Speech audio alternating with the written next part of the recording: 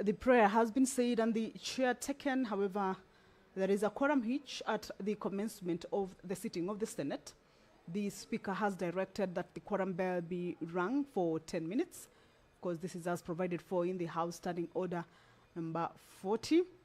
And we should be expecting to see more senators making their way into the House to join their colleagues who are already in the chamber. And of course, most importantly, enable the House attain that much needed quorum for it to be able to commence.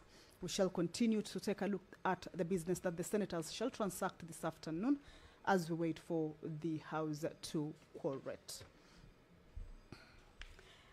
Aside from the report of the Standing Committee on Finance and Budget regarding the county government's cash disbursement or equitable share schedule for the next financial year, there are two bills.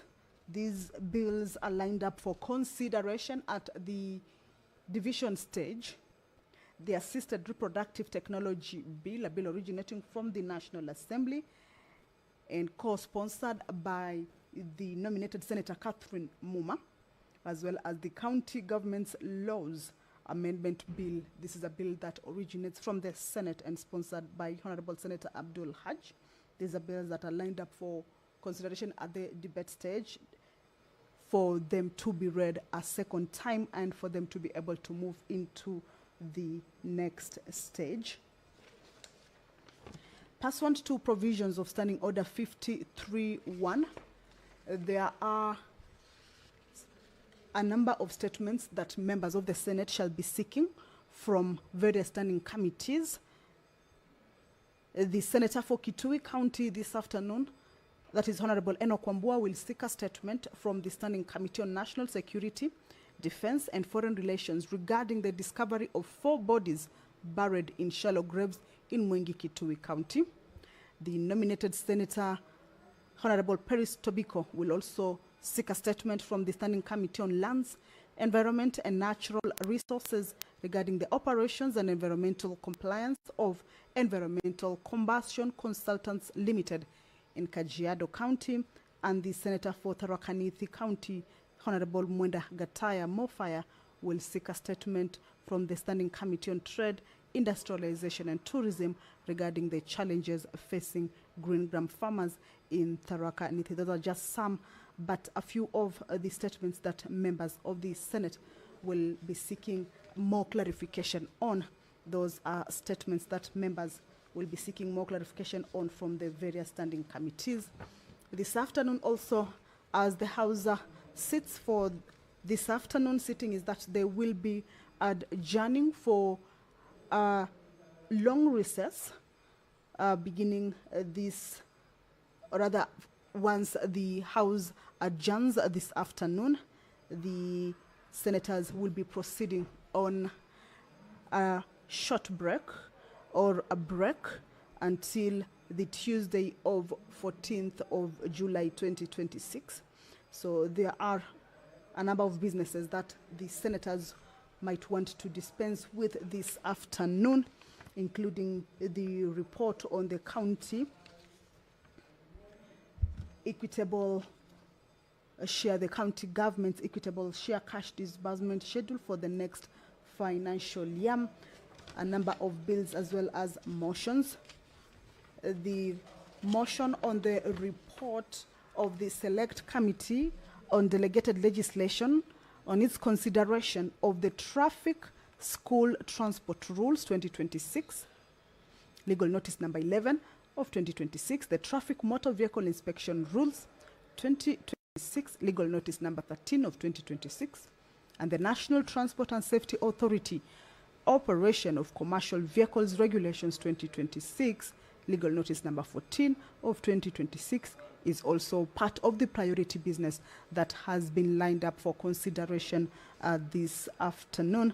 Now, you will recall that the delegated legislation or the Select Committee on Delegated Legislation earlier on during the proceedings of the Senate had sought for an additional time to be able to consider these proposed regulations, that is the school transport rules, the motor vehicle inspection rules, as well as the National Transport and Safety Authority operation of commercial vehicles regulations.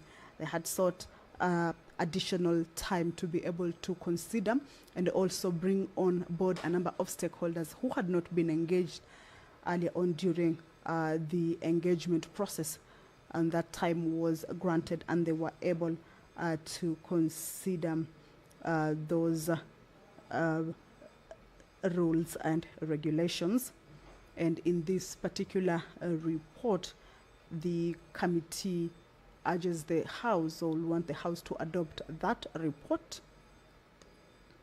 on its consideration of the traffic, that is the school transport rules, the motor vehicle inspection rules, and the NTSA operation of commercial vehicles regulations. All these having been considered or being formulated within the year 2026. This report was laid on the table of the Senate on Wednesday, 10th of June, the year 2026, and would want the House to be able to adopt this particular report. The stage that this particular report has reached is division stage, and this afternoon they will be going into division. This follows a debate that was interrupted on Thursday, 11th June 2026. So this afternoon it will be a resumption of that debate, however, consideration at the division stage. If you're just joining us that the House is about to commence, there is a quorum hitch. The prayer has already been said and the chair taken. However, there is a quorum hitch at the commencement of the sitting of the Senate. And the Speaker of the Senate, Honorable Amason Jifakingi, directed that the quorum bell also be rung for 10 minutes to give room for more members to make their way into the House, most importantly to enable the House attain that quorum for it to be able to commence. We have seen more members making their way into the chamber, and we believe in a short while that quorum shall be attained. The quorum of the Senate at the commencement of the sitting is 15 senators. So once that quorum is raised, then the business, or rather the sitting of the Senate, shall be able to kick off, and the business that is lined up for consideration be able to be transacted on the floor of the House. This afternoon also, the members of the Senate are scheduled to consider a number of bills at the Committee of the Whole House stage, and also go into division on these bills. This means that consideration of these bills was concluded at the second reading stage, that is debate, and that at the Committee of the Whole, if there were any amendments that may have been moved by the members, then they can be considered or can be adopted. The quorum has been attained. Allow me to hand you over. Well, Senators, we do have quorum now, so we'll get down to the day's business. Clerk, you may proceed to call the first order. Order number 1, administration of oath. Order number 2, communication from the chair. Do we have?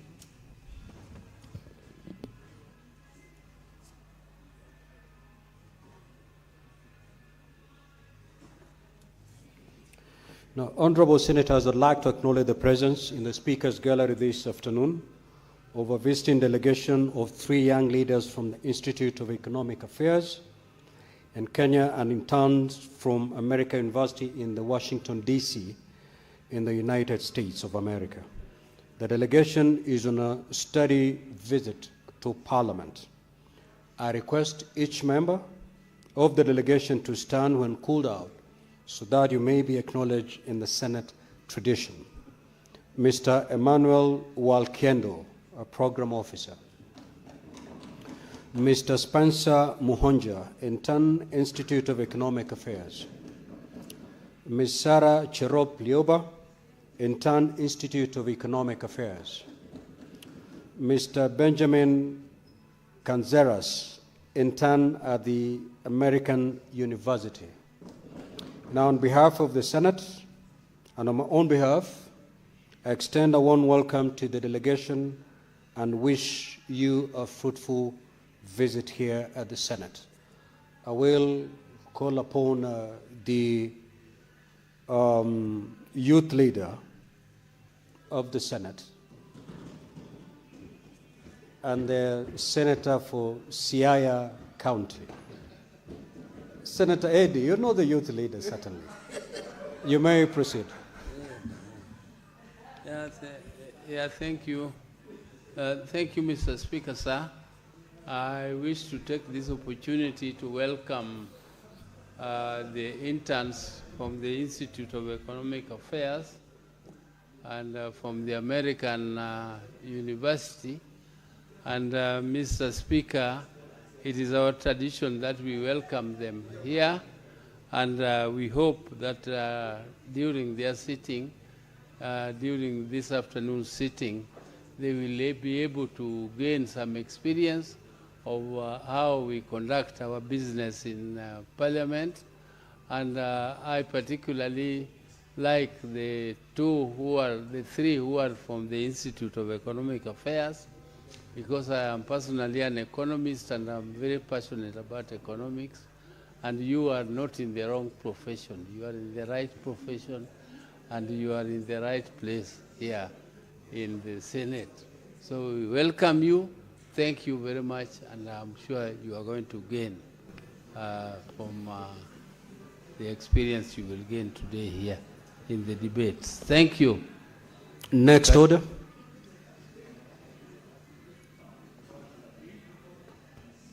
Order number 3, messages. Order number 4, petitions.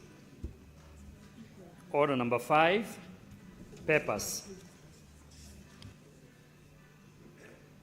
The Chairperson Standing Committee on Finance and Budget.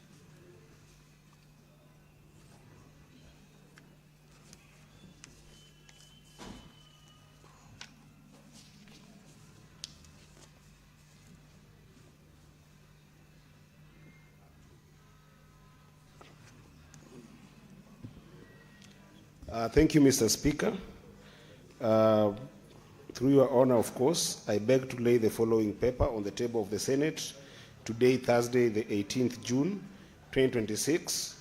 Report of the Standing Committee on Finance and Budget on the county government's equitable share cash disbursement schedule for financial year 2026-2027. Thank you, Mr. Speaker. The Chairperson Liaison Committee.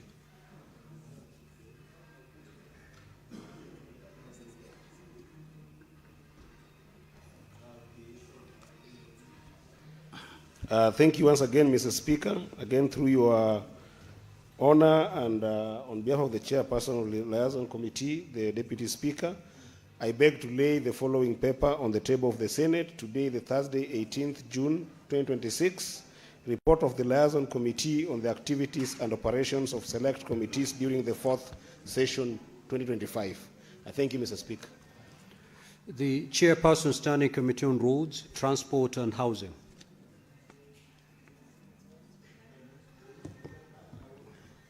Thank you, Mr. Speaker. Once again, I beg to lay the following paper on the table of the Senate today, Thursday, 18th June 2026. Report of the Standing Committee on Roads, Transport and Housing on its consideration of the Kenya Roads Amendment Bill number 3, National Assembly Bills number 34 of 2025. I thank you, Mr. Speaker. The Chairperson Standing Committee on Education.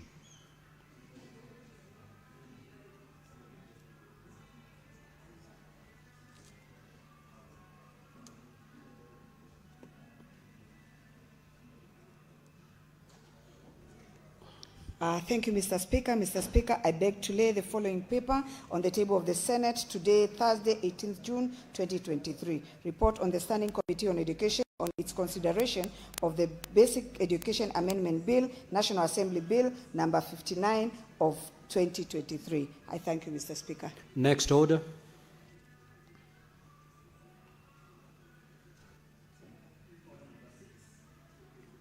Order number 6, Notices of motion. The Chairperson Standing Committee on Finance and Budget.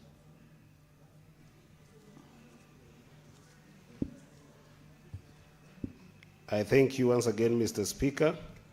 I beg to give notice of the following motion, that the Senate adopt the reports of the Standing Committee of Finance and Budget on county government's equitable share cash disbursement schedule for financial year 2026-2027, laid on the table of the Senate on Thursday, 18th June 2026, and that pursuant to Section 17(7) of the Public Finance Management Act and Standing Order 189.3, the Senate approves the county government's equitable share cash disbursement schedule for the year 2026-2027. I thank you, Mr. Speaker.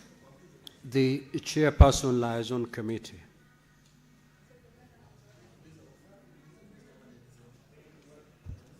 Thank you once again, Mr. Speaker.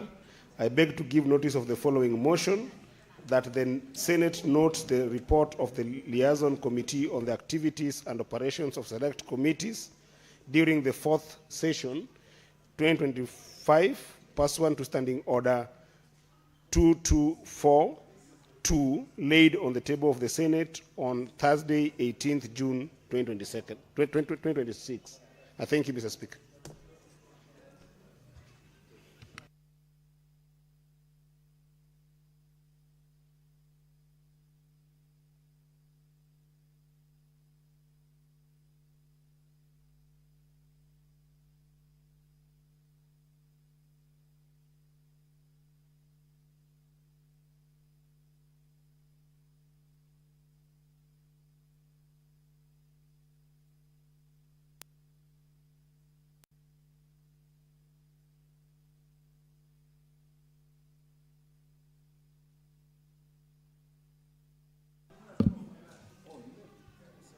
Now, Honorable Senators, pursuant to Standing Order 45-2, I will rearrange today's order paper. We will move to order number 8, and thereafter we shall resume the normal flow as contained in the order paper of the day. Clerk, you may proceed to call that order. Order number 8, motion. Report of the Standing Committee on Finance and Budget on the county government's cash disbursement equitable share schedule for the financial year 2026-2027. Chairperson, Standing Committee on Finance and Budget.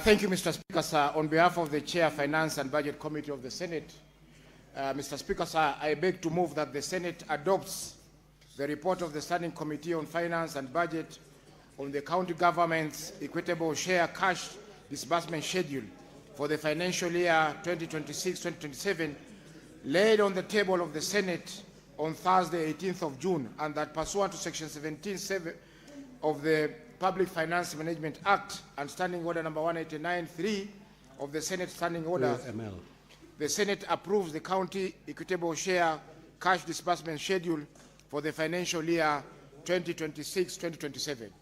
Mr. Speaker, sir, this is a fairly straightforward report. Having passed the county allocation of revenue bill yesterday, the next procedural step is to pass the cash disbursement schedule, which takes monies to our counties. Mr. Speaker, sir, This is a very crucial report which guides the CS Finance in the disbursements of cash to our counties. On a number of occasions, there has been a delay in compliance with this schedule. Mr. Speaker, sir, I beg that the CS Finance do comply with this schedule, because this is a very important document that all our counties are relying upon. Mr. Speaker, sir, I beg to move and ask Senator Eddie Okech to second.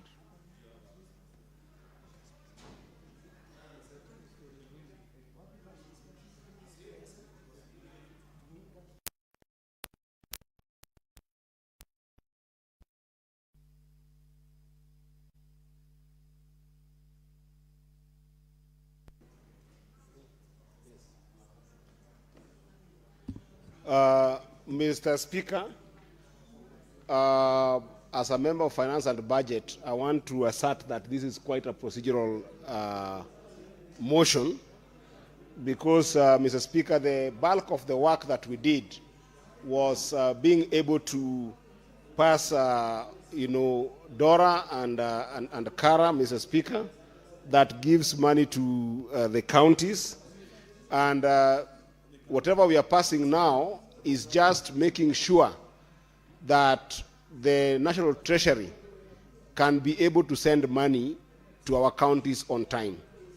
And, Mr. Speaker, it is important to note that when we went to the Division of Revenue mediation, we did insist that in case of any problems of exchequer releases and exchequer receipts in this country, then the national government must bear the risk. We have seen time without number, Mr. Speaker, when the Treasury would sometimes blame exchequer receipts as a problem on exchequer releases on money that go to the county. Mr. Speaker, because our counties have got no any strength whatsoever to be able to borrow money from outside the country when they have got physical problems, because they have got no any instruments to be able to get money to operate in any way when there is a lot of pressure in their physical infrastructure, Mr. Speaker, it's extremely critical that the National Treasury must honor the tenets of Article 219 of the Constitution.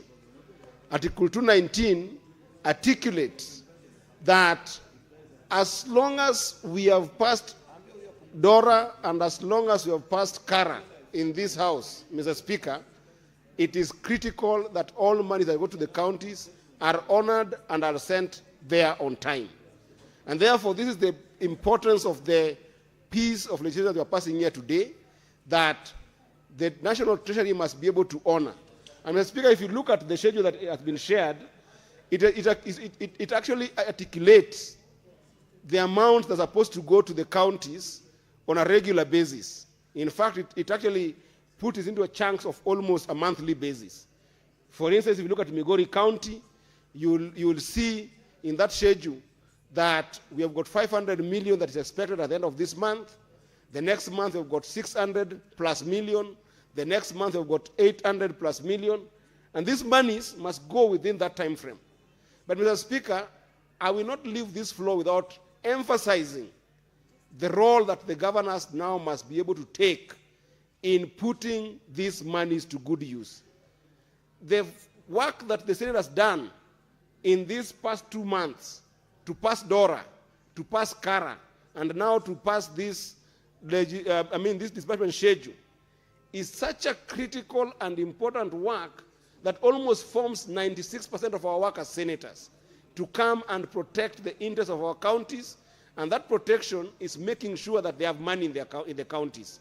Governors must now rise to the occasion that I know people are going to the election, and I know some governors will start using excuses around things like imprest to be able to take these monies from the counties.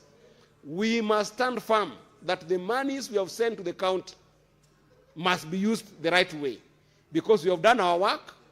Even as we go on recess, we have sent our monies to the counties.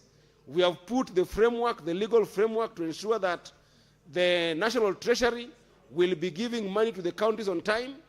The biggest task now is for the common man, the young man who is struggling in Lake Victoria to be able to make a living by fishing, the young man who is struggling in Meru, growing Mira and other places, to be able to make sense of this piece of legislation is if this money will go and serve them.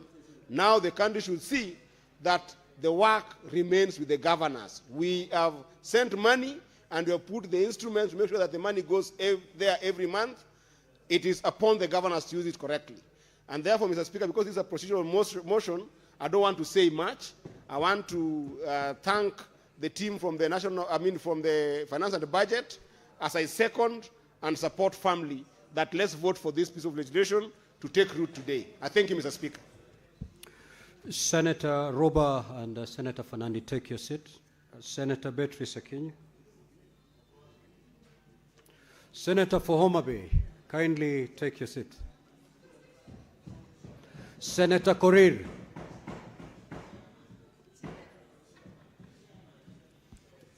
Now, honorable senators, I will now proceed to propose the question that the Senate adopt the report of the Standing Committee on Finance and Budget on the county government's equitable share cash disbursement schedule for financial year 2026-2027, which was laid on the table of the Senate on Wednesday, 17th of June 2026, and that, pursuant to Section 17.7 of the Public Finance Management Act, and standing Order 189.3, the Senate approved the county government's equitable share cash disbursement schedule for the financial year 2026-2027.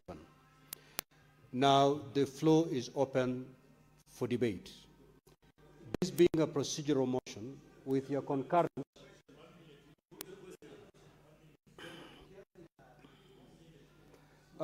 can the minority leader and the majority leader approach the chair, please?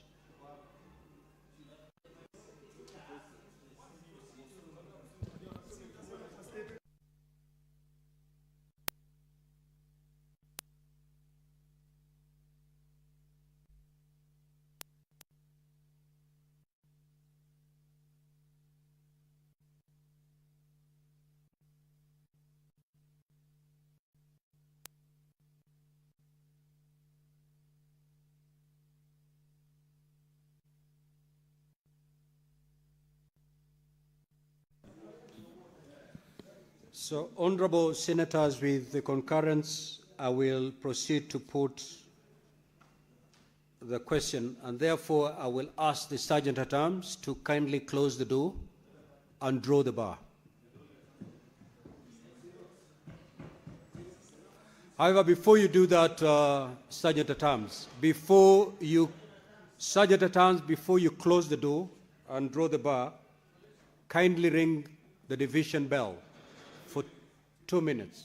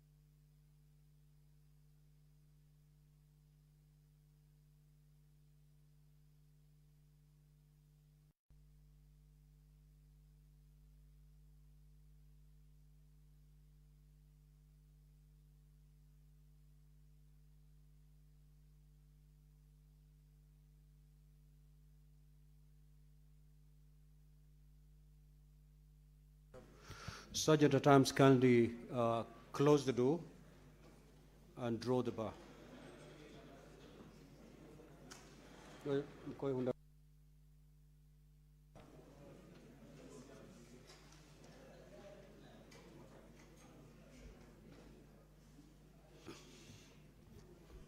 Clerk, kindly confirm that the system is ready for voting so that I put the question.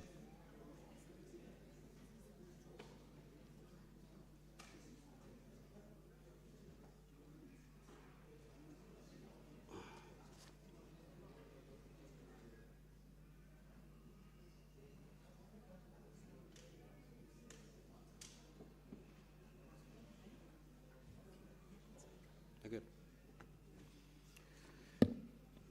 Senator Manzo, kindly take your seat.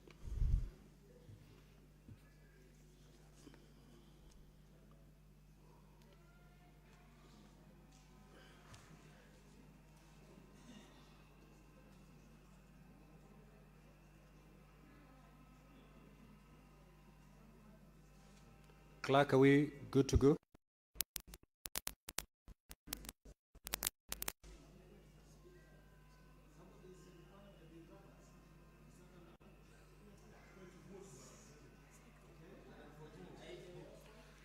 Senator Fernandi and Senator Boni, kindly take your seat. Go to your designated seat because we are voting.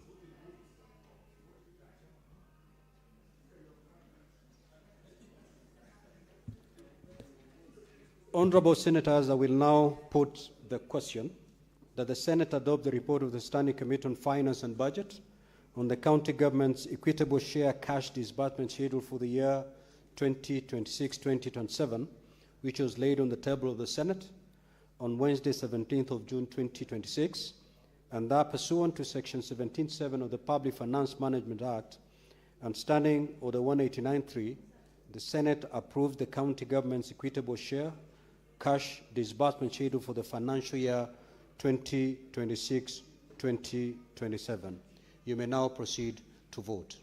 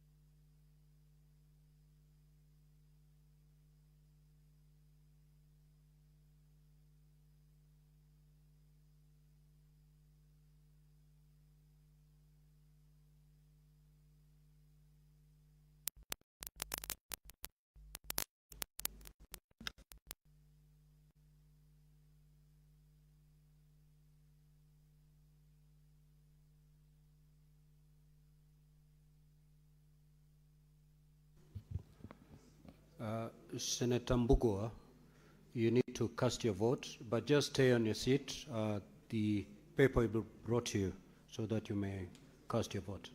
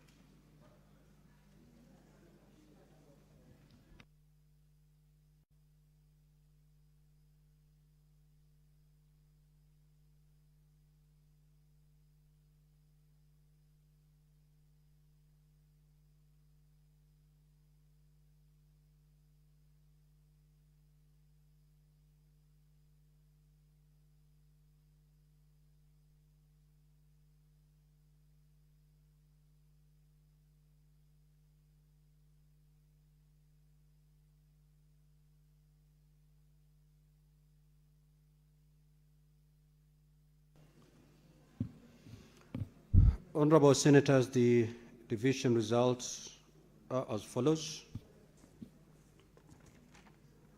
Senator Murango.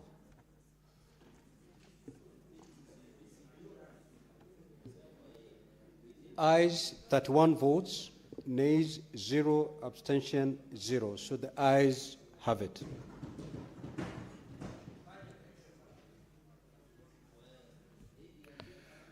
The minority leader and the majority leader kindly approach the chair.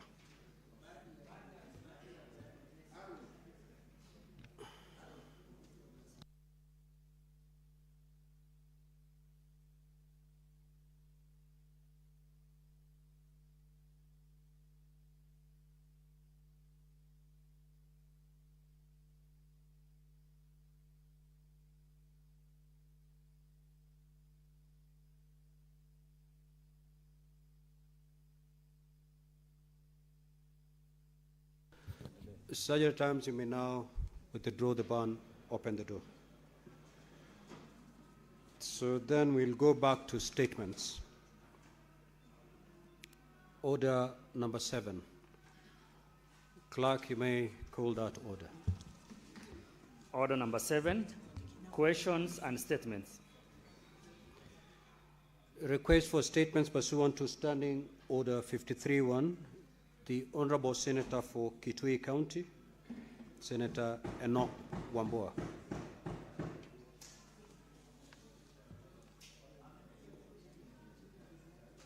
Senator, you have 2 statements, so you can take them at a go.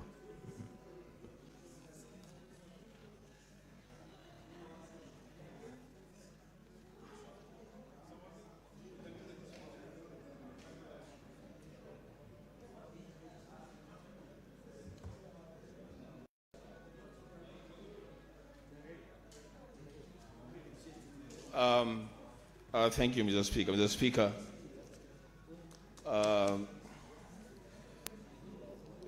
Speaker, there is a senator standing in between me and you.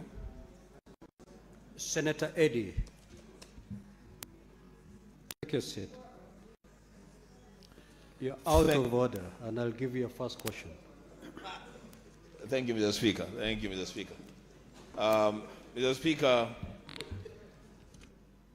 I rise pursuant to Standing Order 53-1 to seek a statement from the Standing Committee on National Security, Defense and Foreign Relations on a matter of countrywide concern regarding the recent discovery of 4 bodies buried in shallow graves in Muti County. Mr. Speaker, sir, Senator Cherargei and Senator Kenyu are disturbing me. They can take.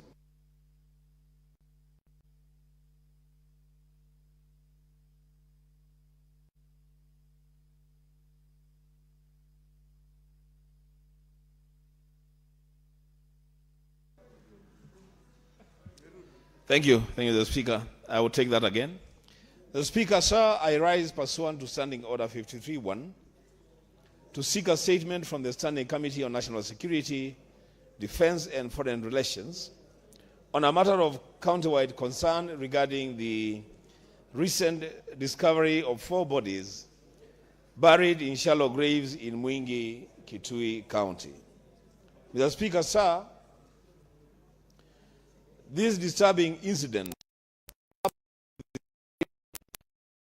other bodies near Tia River Bridge approximately 3 weeks earlier and within the same locality has caused great anxiety among residents and raised serious concerns regarding public security and criminal activity in the area.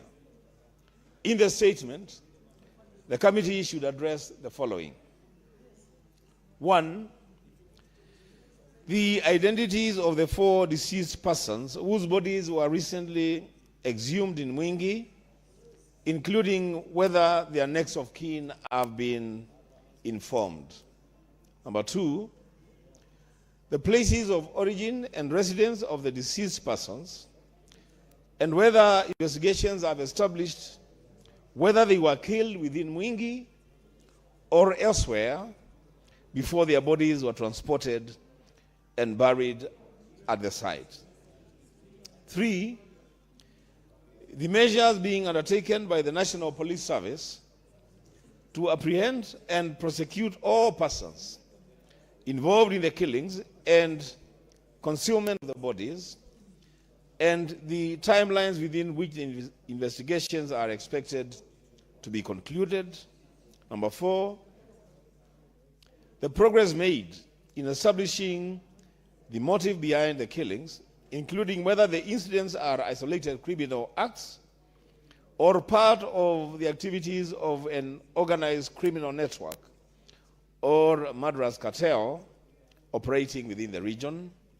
And lastly, number 5, the status of investigations into a similar incident reported approximately 3 weeks earlier, in which 3 bodies were recovered near Tia River Bridge, less than 2 kilometers from the site where the 4 shallow graves were recently discovered, including whether any link has been established between the 2 incidents. Mr. Speaker, I will seek the second statement.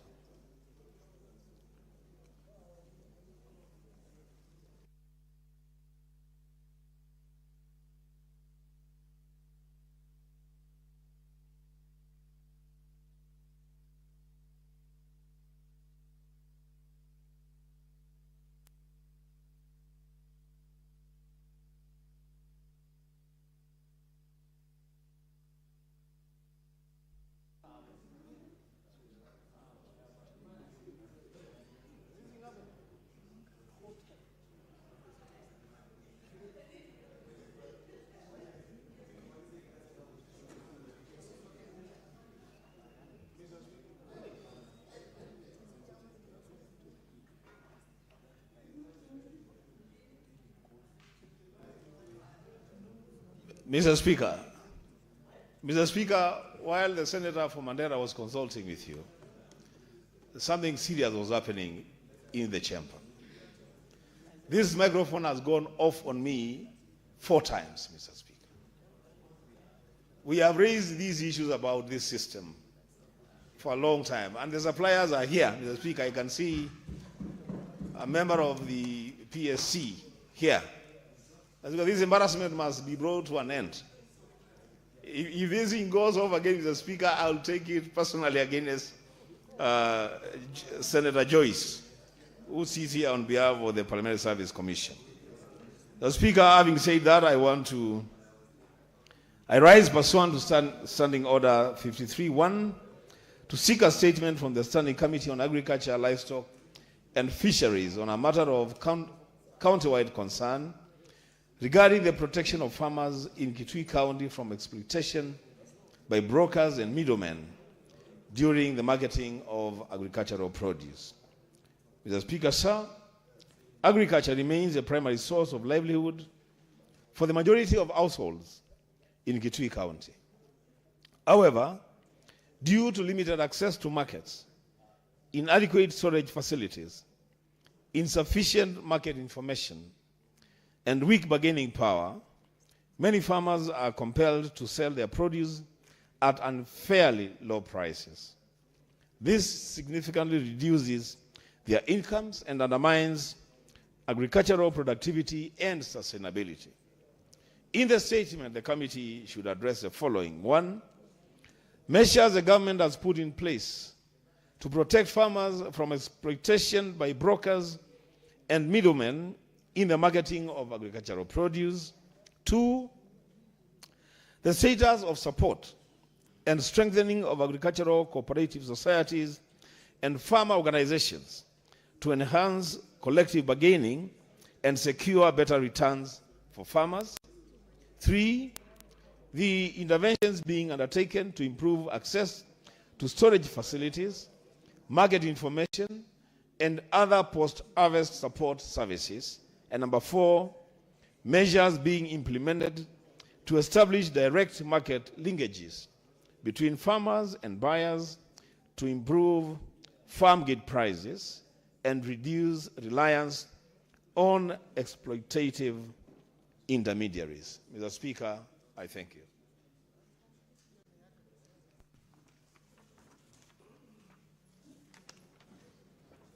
Senator for, no, Honorable Senator Paris Tobiko.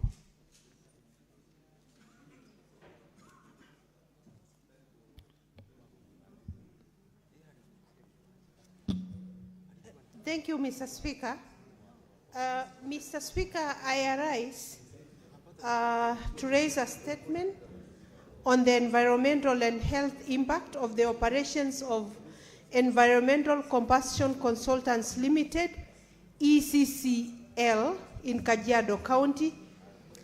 Mr. Speaker, I arise pursuant to Standing Order 53-1 to seek a statement from the Standing Committee on Land, Environment and Natural Resources on a matter of county-wide concern regarding the operations and environmental compliance of Environmental Combustion Consultants Limited in Kajiado County. Mr. Speaker, residents of Kaptei North, particularly in Embuyangat, Empatipat, Olturoto, and Ilasit areas in Kajiado County, have raised serious concerns regarding the operations of ECCL, commonly referred to as Mwabe, a waste incineration facility located on land parcel number Kajiado Kaptei North, Kajiado/Kaptei North/24206. Mr. Speaker, the facility is said to be burning hazardous materials, including plastic waste, industrial chemical rejects, medical wastes, and even e-waste, Mr. Speaker. The operations of the company have resulted in persistent emissions of thick smoke and offensive odors, causing health complications, including persistent coughing, breathing difficulties, severe headaches, and other related health concerns.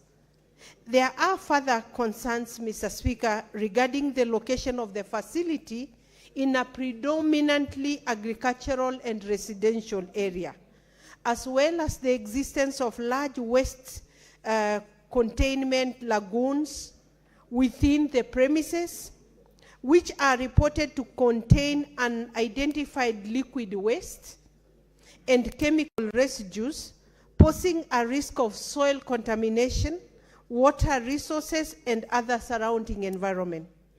In the statement, the committee should address the following issues. 1, the circumstances under which ECCL was licensed and permitted to establish a hazardous waste incineration facility in a predominantly agricultural and residential area, including whether adequate public participation was undertaken before approval, including the dates of the exercise and particulars of stakeholders involved. That is one. Two, whether a comprehensive environmental, public health, and land use compliance audit has been undertaken by NEMA, the county government of Kajiado, and other relevant authorities, and if so, provide the findings of the audit and the company's compliance status. Number three, the status of air quality, soil quality, and water quality assessments conducted within the affected areas, including whether the findings have been shared with the affected residents.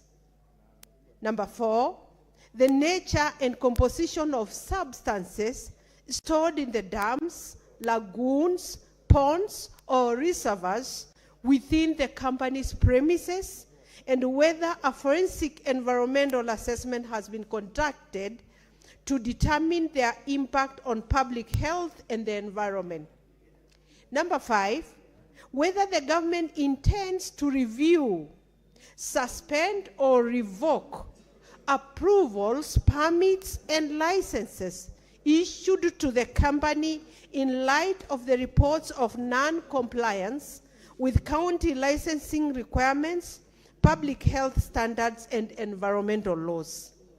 Number six and final, the enforcement actions being taken to compel the company to undertake environmental restoration and remediation measures for any environmental damage or thank you, Mr. Speaker. Thank you. Senator for Tharaka Nithi County, the Honorable Mwena Gataya.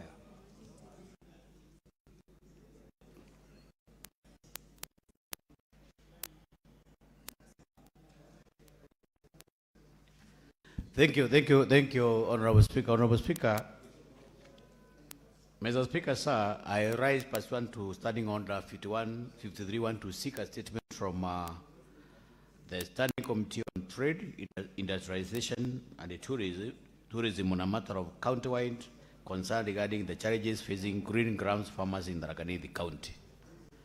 Mr. Speaker, sir, green gram is a major source of livelihood for thousands of residents in Tharaka Nithi County. Despite its immense potential, farmers continue to grapple with post-harvest losses, high production costs, and exploitation by brokers, which expose them to significant financial losses every harvest season. These persistent challenges have undermined incomes and threaten the sustainability of livelihoods for households and that depend on green gram and farming as a primary source of income. In the statement, Honorable Speaker, the committee should address the following: the measures being taken to create structured markets and expand local and international market access for green grams farmers in Tharaka Nithi County, the measures in place to protect farmers from exploitation by intermediaries and brokers, including enforcement of fair trade practices. Number three, Honorable Speaker, the committee should also look at the plans to allocate or mobilize resources for establishing a green gram processing factory in Tharaka Nithi County to promote value addition, create employment, and support local and export markets. Number four, Honorable Speaker, the committee should also look at the interventions for long-term solutions to secure fair and stable prices, including the establishment of a minimum guaranteed price and a price stabilization fund with clear timelines for rollout. The last one, Honorable Speaker, but not the least, the committee should also look at the mechanisms established across the counties to caution farmers against post-harvest losses, including losses caused by market shortages and oversupplying during peak seasons. Thank you, Honorable Speaker. This is Senator Mwenda Gataya, Mofire, CBS Member of Parliament, Tharaka Nithi County. Thank you. Senator Kavindu.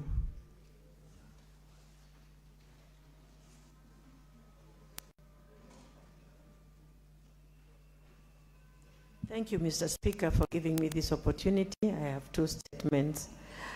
A request for statement on the alleged discovery of 3 bodies in Kadhiani and Matungulu sub-counties in Machakos County.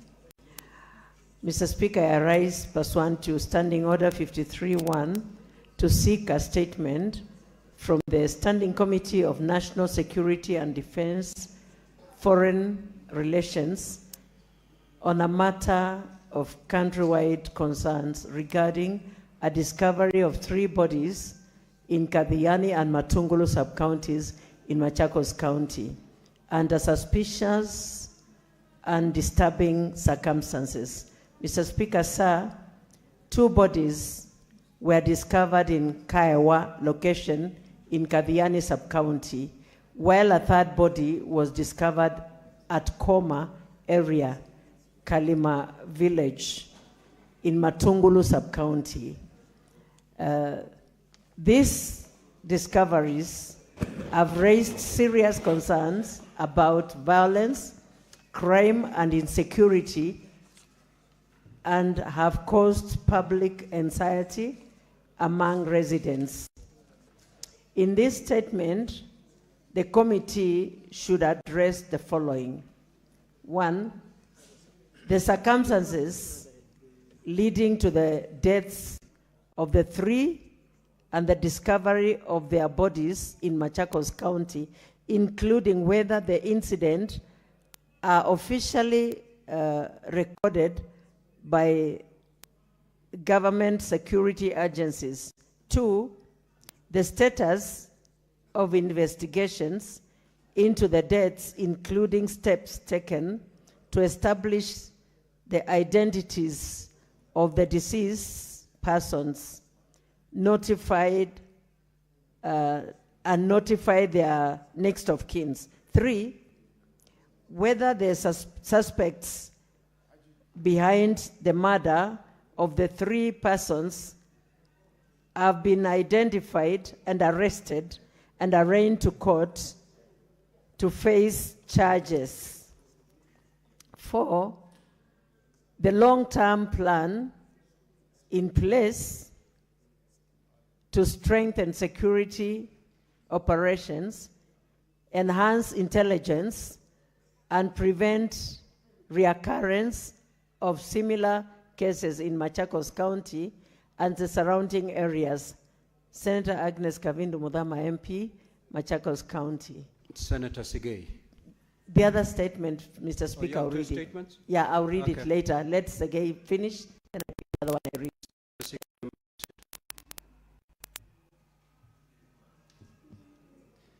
Thank you, Honorable Speaker.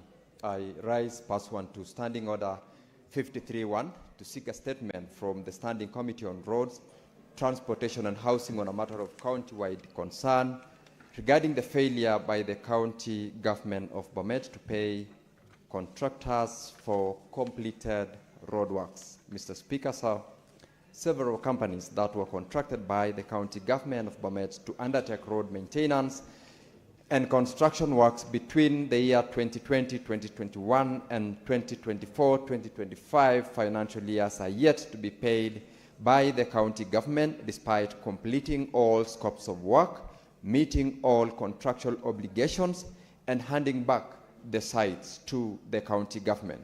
This has placed severe financial strain on the affected companies and points to a systemic failure in the county government's financial management in light of the fact that the non-payment spans multiple financial years. In the statement, the committee should address the following. 1, the list of the companies contracted by the county government of Bomet to undertake road maintenance and construction works in the year 2020-2021, 2021-22, 2022-23, 2023-24, and 2024-2025 financial years, including the respective contractual sums. 2, the percentage of works completed by each contractor, including details on the total amount paid for the completed works. 3, the reasons for the failure by the county government to settle the outstanding balances owed to the contractors. 4, the annual breakdown of the budgetary allocations and expenditures for road maintenance and construction projects in the specified financial years, and the criteria applied by the county government in prioritizing payments to the contracted companies. And lastly, Mr. Speaker, the plan by the county government, if any, to settle the outstanding balances, including details on the associated timelines and the budgetary provisions earmarked for the same. Thank you, Mr. Speaker. Senator Fernandez. That statement is dropped. Senator Karungo Thangwa, the Senator for Kiambu County.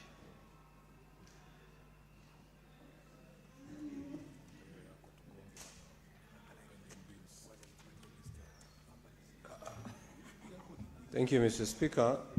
Mr. Speaker, sir, I rise pursuant to Standing Order 53.1 to seek a statement from the Standing Committee on Information, Communication and Technology on a matter of national concern regarding the status of the Constituency Digital Innovation Hubs project and the legal and policy framework supporting the digital economy in Kenya. Mr. Speaker, sir, the government initiated the Constituency Digital Innovation Hubs project as part of its efforts to promote digital inclusion, innovation, entrepreneurship, and employment opportunities for the young people across the country. A pilot digital innovation hub was established in Limuru constituency in 2017, and a planned rollout of similar hubs across the country has been marked by limited public information. In the statement, the committee should address the following. 1, the status of the Constituency Digital Innovation Hubs project, including the number of hubs planned, completed, and operational across the country, and the implementation timelines for the remaining hubs. 2, the total amount of funds allocated, disbursed, and utilized for the project since inception, indicating the sources of funding, procurement arrangements, and measures in place to ensure accountability and sustainability. 3, the governance and management framework for the project, including the roles of the Ministry of Information, Communication and the Digital Economy, county governments, and other implementing agencies. 4, the legal and policy framework supporting the establishment, operation, and sustainability of the Constituency Digital Innovations Hubs, and its alignment with the Kenya's Digital Economy Blueprint and other national digital transformation initiatives. And 5, Mr. Speaker, the impact of the Digital Innovation Hubs on youth employment, digital skills development, and entrepreneurship, and the measures being undertaken to ensure equitable access for youth in rural, marginalized, and underserved areas. Mr. Speaker, I request. Senator Rafael Chimera.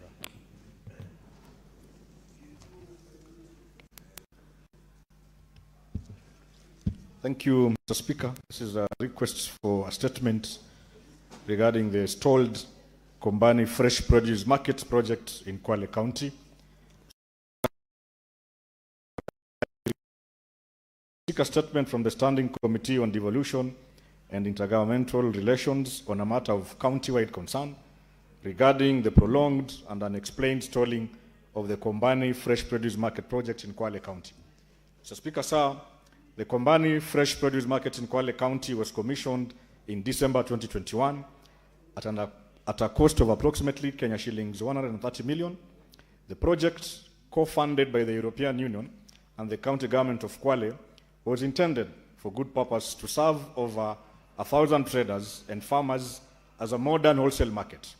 However, Mr. Speaker, the project has stalled for a very prolonged period, denying the residents of Kombani and Kwale at large the intended benefits of the projects.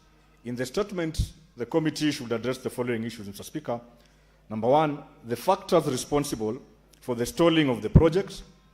including the reasons for the dispute between the contractor and the county government, a breakdown of unpaid arrears, and the impacts on the facilities operationalization. Number two, Mr. Speaker, the total budget for the project, funds disbursed and expended so far on the construction of the market to date, and any pending financial obligations. Number three, whether measures have been put in place to ensure accountability, transparency, and sustainability of the project, including oversight by the Public Procurement Regulatory Authority and mechanisms to safeguard against mismanagement.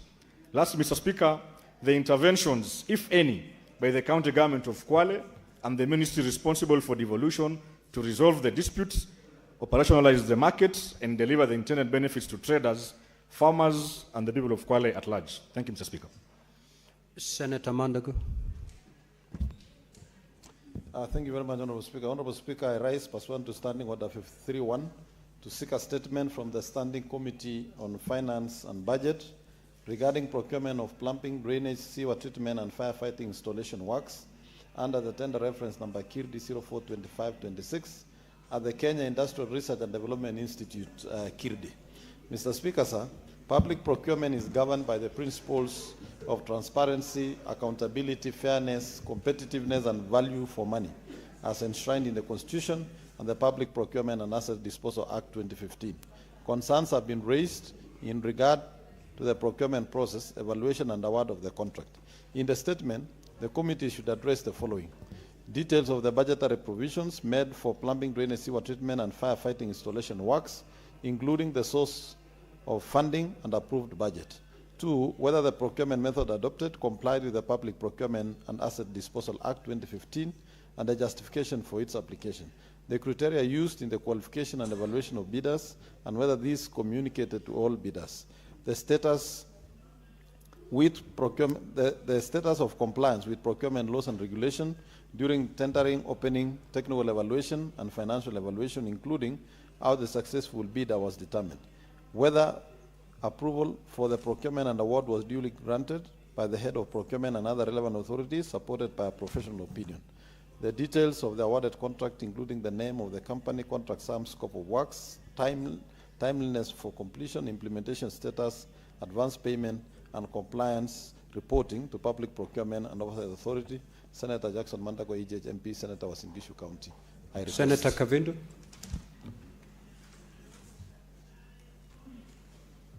Thank you, Mr. Speaker, for this opportunity. A request for a statement on the lynching of 3 young men in Machakos County. Mr. Speaker, sir, I rise pursuant to Standing Order 53.1 to seek a statement from the Standing Committee of National Security, Defense, Foreign Affairs, Foreign Relations on a matter of countrywide concerns regarding the tragic lynching of 3 young men, namely Kennedy Katu, Stanley Mudhungu, and Charles Motiso in Machakos town on the 31st of May 2026. Mr. Speaker, sir, the circumstances surrounding the death of the 3 have generated widespread public concerns and raised serious questions regarding mob justice, public safety, and the protection of the constitutional rights. While initial reports alleged that the victims were involved in criminal activities, subsequent accounts from family members, witnesses, and local residents have disputed these claims and called for a comprehensive investigations into the event regarding to their deaths. The incident has highlighted the dangers of misinformation, extrajudicial punishment, and the growing justice in the country. In the statement, the committee should address the following. 1, circumstances surrounding the deaths of the 3 young men, including the findings of any investigations undertaken by the National Police Service and the Directorate of Criminal Investigation, DCI. 2, the status of investigations into the individuals who participated in the inciting of the mob attack, including measures taken to identify, arrest, and prosecute those responsible. 3, the role of law enforcement agencies before, during, and after the incident, including whether there was a timely police response and what action were taken to prevent the incident. 4, the measures being implemented by the Ministry of Interior and National Administration and the National Police Service to curb the mob justice, strengthen public awareness on the rule of law, and enhance public confidence in the criminal justice systems. Senator Agnes Kavindu Mudhama, MP, Senator Machakos County. Thank you, Mr. Speaker. Now, statement pursuant to Standing Order 57-1, the Majority Leader.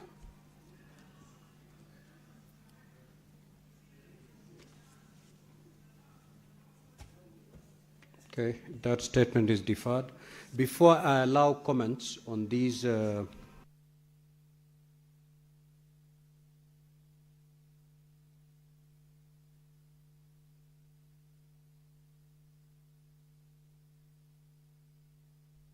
Senator Okoli, do you have instructions to make this statement on behalf of the Majority Leader?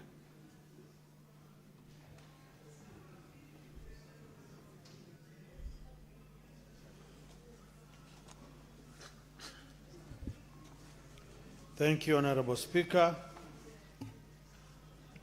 Statement number 15 of 2026. Statement by the Senate Majority Leader on the business of the Senate for the week commencing Tuesday, 14th July 2026, pursuant to Standing Order 57-1. Mr. Speaker, sir, pursuant to Standing Order 57-1, I hereby present the business for the week commencing Tuesday, 14th July 2026. As honorable senators are aware, in accordance with the calendar of the 5th session, the Senate will proceed to recess at the rise of the Senate today. Regular sittings will resume on Tuesday, 14th July 2026.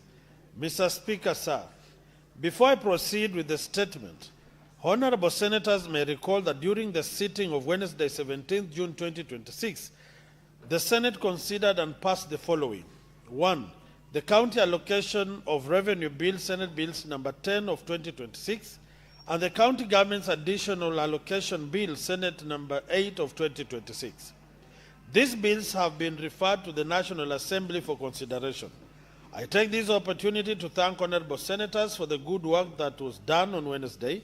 Nevertheless, even as we break for recess, there still remains substantial business pending conclusion in the Senate. As indicated in today's order paper, at order number 8, a motion on consideration of the report of the Standing Committee on Finance Budget on the County Government's Equitable Share Cash Disbursement Schedule for the financial year 2026-2027 has been listed. Further, at order number 10 and 11, there are 2 bills awaiting division at the second reading. In addition, at order number 12, there is a motion on consideration of the reports of the Select Committee on Delegated Legislation on this consideration of the Traffic School Transport Rules 2026, Legal Notice number 11 of 2026, the Traffic Motor Vehicle Inspection Rules 2026, Legal Notice number 13 of 2026, and the National Transport and Safety Authority Operation of Commercial Vehicles Regulations 2026, Legal Notice number 14 of 2026, which is also awaiting division further from orders number 19 to 26. There are 8 bills awaiting division at the Committee of the Whole. I therefore request honorable senators to remain in the chamber so that we may consider and conclude the important business before the House. Further, I request the party whips to mobilize the requisite number of delegations for the divisions to be undertaken. Mr. Speaker, sir, as regards to pending business before the Senate, the status is as follows. 61 bills are pending conclusion, of which 40 are at second reading, 20 are at Committee of the Whole, and 1 is awaiting first reading. 12 motions are pending conclusion. 20 petitions are pending before the respective standing committees. Of these, 16 are due for reporting, and 517 statements pursuant to Standing Order 53-1 are under consideration by standing committees. Mr. Speaker, sir, at the next sitting of the Senate on Tuesday, 14th July 2026, the tentative business for the day will include business not concluded from today's order paper, as well as business indicated in the notice paper. The tentative business for the morning sitting on Wednesday, 15th July 2026, will include questions to Cabinet Secretaries as approved by the Senate Business Committee, as well as motions. The questions scheduled are those to the Cabinet Secretary, Ministry of Mining, Blue Economy and Maritime Affairs, Cabinet Secretary, Ministry of Environment, Climate Change and Forestry, and Cabinet Secretary, Ministry of Roads and Transport. Mr. Speaker, sir, the tentative business for the afternoon sitting on Wednesday, 15th July 2026, will include business not concluded from Tuesday's order paper and the following. Bills at second reading. The Agriculture and Food Authority Amendment Bill, Senate number 13 of 2023. The County Government's Amendment Bill, Senate number 39 of 2024. The Street Naming and Property Addressing System Bill, Senate number 43 of 2024. The County Government Laws Amendment Bill, Senate number 14 of 2025. The Kenya Health Products and Technologies Regulatory Authority Bill, National Assembly number 54 of 2022. And finally, the Mining Amendment Bill, Senate number 22 of 2025. Bills at Committee of the Whole. The Sports Bill, Senate number 33 of 2024. The Agriculture Produce Minimum Guarantee Returns Bill, number 17 of 2025. The National Construction Authority Amendment Bill, Senate Bills number 15 of 2025. The Environmental Management and Coordination Amendment Bill, National Assembly number 66 of 2023, and the Autism Management Bill, Senate number 19 of 2025. Motions. The rising cases of student unrest, arson and insecurity in schools in Kenya. And the projected business for Thursday, 16th July 2026, will include business not concluded in the order paper for Wednesday, 15th July 2026, and any other business scheduled by the Senate Business Committee. Mr. Speaker, sir, I thank you and hereby lay the statement on the table of the Senate. Senator Aaron Cheruiyot, Majority Leader. Thank you, Honorable Speaker. Honorable Senators, before I allow comments on these statements, there is a statement by the Senator Fernandi that had been dropped. Being the last day for this session, you may proceed, Honorable Senator, to read. He has given valid reason. He had gone to address the Kenyans who are out there demonstrating and picketing. Mr. Speaker, and I was doing on your direction to address, so I was on Speaker's assignment. Mr. Speaker, I request for statement on the plight of ECD teachers in Nandi County. Mr. Speaker, sir, I rise pursuant to Standing Order 53.1 to seek a statement from the Standing Committee on Education on a matter of county-wide concern regarding welfare, terms of service, and career progression of early childhood development education (ECED) teachers in Nandi County. Mr. Speaker, sir, on 16 June 2026, ECD teachers in Nandi County staged demonstrations to highlight long-standing grievances affecting their welfare, including the absence of schemes of service, lack of promotion, and despite academic advancement, absence of a clear organizational structure and job grading framework, inadequate remuneration, delayed salaries, job insecurity, and insufficient engagement by the county government of Nandi on matters affecting their welfare. In the statement, the committee should address the following. 1. Current staffing establishment and terms and conditions of service at ECED teachers in Nandi County, indicating the number of teachers and their employment status and job groups, and whether these align with those of ECED teachers in other counties and comparable public officers. Mr. Speaker, number 2, steps taken to implement the scheme of service and to develop a clear organization structure and career progression pathways. Number 3, concrete plans for promotion and career advancement, particularly for those who have upgraded their academic and professional qualifications. Number 4, Mr. Speaker, sir, remuneration framework and compliance, including salaries, allowances, and alignment with salaries and remuneration commission guidelines, as well as addressing delayed payments and payroll irregularities. And finally, Mr. Speaker, sir, job security and engagement, including absorption into permanent and pensionable terms where applicable, and structured dialogue with teachers to prevent future disruptions. I thank you, Mr. Speaker, sir, for the indulgence.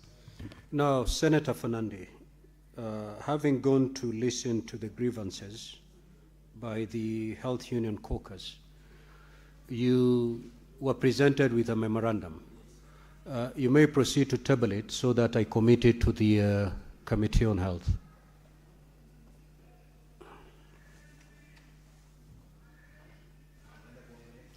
Mr. Speaker, sir, I was approached by the officials of various organizations like Kenya Union of Clinical Officers, KUNAD, Kenya National Union of Nurses, Kenya National Pharmaceutical and Technologies, Kenya National Union of Medical Laboratory Officers, Kenya Medical Practitioners and Dentists Union. Mr. Speaker, they presented me with the memorandum that their prayers is that there should be immediate observation of all UHC and Global Fund staff into permanent and pensionable, and issuance of appointment letters by 30th June 2026. Parliament, of course, to include funds through equitable, shareable, rather than annual condition grants, which are unsustainable and continue to expose UHC and Global Fund workers to uncertain and job insecurity. Number 3, the Health Union Caucus to be actively involved in engagements regarding transition of UHC and Global Fund workers into permanent and pensionable terms. And finally, any other remedial measures necessary to restore dignity and livelihood and career continuity. Mr. Speaker, sir, in the members of UHC, there are 7,400, but what we have there are representatives and their officials, Mr. Speaker, sir, and as per the unions, Mr. Speaker, this was signed by Chairperson of Health Union Caucus. It was signed by General Secretary and CEO of Kenya Union of Clinical Officers, Secretary General of CEO of KHPHPU, and then General Secretary of KMPDU, Daf Chiatela, and Odipo Nicholas, National Chair of KNMLO, and Peterson Washiria, and George M. Kiboro, Seth Panyako, Secretary General and CEO, Kenya National Union of Nurses, Michael Ouma Odera, Secretary General of KUNAD, and Kenneth, Chair of KNUPT. Mr. Speaker, I beg to table, and thank you for the indulgence. Let me beg to table the memorandum on behalf of those unions and UHC staff to the floor and to the table of the Speaker. Mr. Speaker, I beg to table. Okay, very well, Senator Chalage. That memorandum is committed to the Standing Committee on Health. Honorable Senators, I have very brief communications to make before we get to the comments on statements.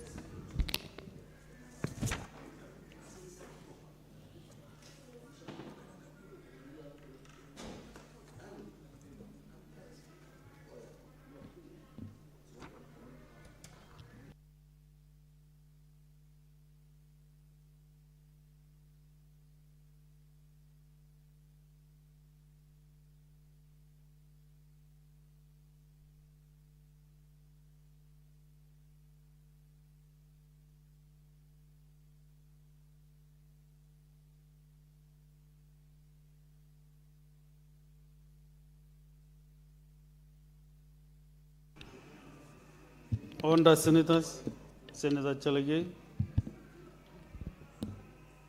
Senator Sosi, can you maybe find your way to the nearest seat possible? Honourable Senators, I have a message to communicate from the County Assembly of Kilifi.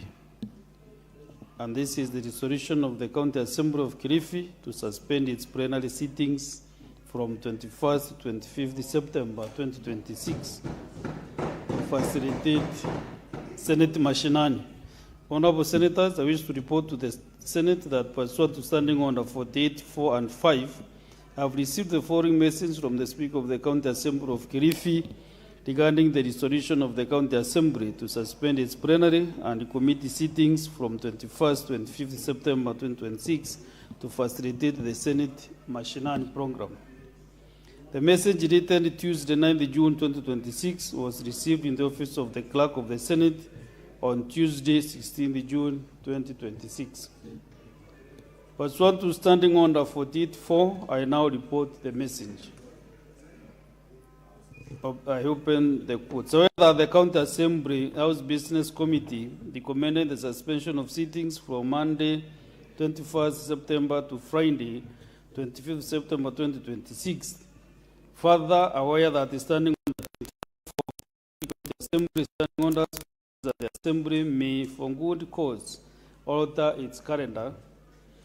Further, aware that at a sitting held on Tuesday, 9th June 2026 at 2:30 p.m., the Assembly considered and approved a motion to suspend its own sittings during the same period in order to facilitate the Senate Mashinani program, and resolved to alter its calendar accordingly, suspending its plenary and the committee sittings of the 15th session, then depart for the period 21st, 25th September 2026, and to resume its sittings on Monday, 28th September 2026. Now, therefore, pursuant to Standing Order 37, I hereby convey this decision of the County Assembly of Kilifi to the Senate. Honourable Senators, as you are aware, on Tuesday, 5th May 2026, under Senator Chalagay, this is not the tradition of the Senate. When the Speaker is upstanding and communicating to the Senate, you should offer the Chair enough respect. Under Senators, as you are aware, on Tuesday, 5th May 2026, the Senate resolved to hold its plenary and committee sittings in Kilifi County during the same period. The resolution of the County Assembly to suspend its plenary and committee sittings to facilitate the Senate Mashinani program is therefore noted with the precision, and the House is accordingly guided. Thank you. I have another communication on substantiation of facts that the Senate arranges to be true pursuant to Standing Order 105, Senator Okia Omtata MP. Honorable Senators, as you recall, during the afternoon sitting of the Senate held on Wednesday, 17 June 2026, while contributing to the County Allocation Revenue Bill, Senate Abuse number 10 of 2026, the Senator for Busia County, Senator Okia Omtata MP, stated as follows. Open of quotes. I have never seen domestic borrowing in any budget I have examined since 2010. Yet we borrow more than 1 trillion shillings domestically without the approval of Parliament. End of quotes. It was at this point that the Senator for Nandi County, Senator Samson Chalagay MP, rose on a point of order pursuant to Standing Order 105, challenging Senator Omtata MP to substantiate his allegation that the national government is borrowing without the approval of the Parliament, and in that regard has borrowed in excess of Kenya shillings 1 trillion. I thereupon directed Senator Omtata MP to substantiate the statement as required under Standing Order 105.1. Honorable Senators, as you are aware, the Standing Order 105 says that, 1, a senator shall be responsible for the accuracy of any facts that the senator alleges to be true and may be required to substantiate any such facts instantly. 2, if a senator has sufficient reason to convince the speaker that the senator is unable to substantiate the allegations instantly, the speaker shall require that such senator substantiates the allegations not later than the next sitting day, failure to which the senator shall be deemed to be disorderly within the meaning of Standing Order 121, disorderly conduct, unless the senator withdraws the allegations and gives us a suitable apology, if the speaker so requires. Senator Mtata MP was not able to substantiate his statement instantly and requested for time to do so at the next sitting in accordance with Standing Order 1052. Having acceded to the request, I directed that the senator substantiates the statements at the next sitting day. Accordingly, and pursuant to Standing Order 1052, I now invite Senator Mtata MP to forthwith substantiate his statement, failure to which the senator shall be deemed to be disorderly within the meaning of Standing Order 121. Just a minute, Senator Mtata. Senator Kio Mtata, you are out of order.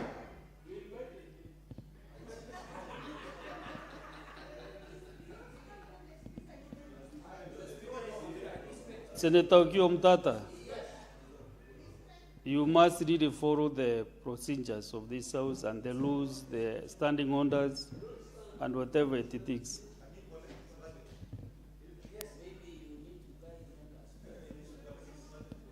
Let me repeat.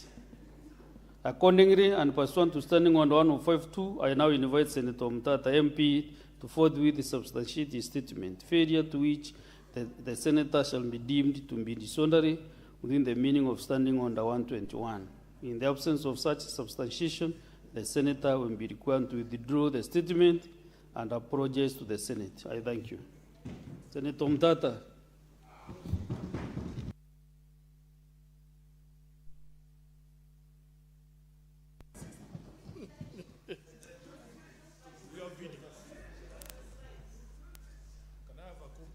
Yes, Mr. Speaker, because I want, Mr. Speaker, thank you for the opportunity to substantiate, and because I'm dealing with a very important issue of public money, I would request that I walk the House, because I'm substantiating to the House.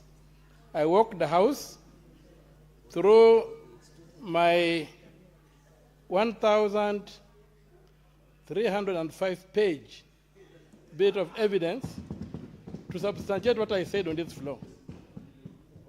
And I have a summary of 13 pages. I have a digest of that evidence, reduced to 13 pages, which I've made 24 copies of each, and I would like to give it to members. Mr. Speaker,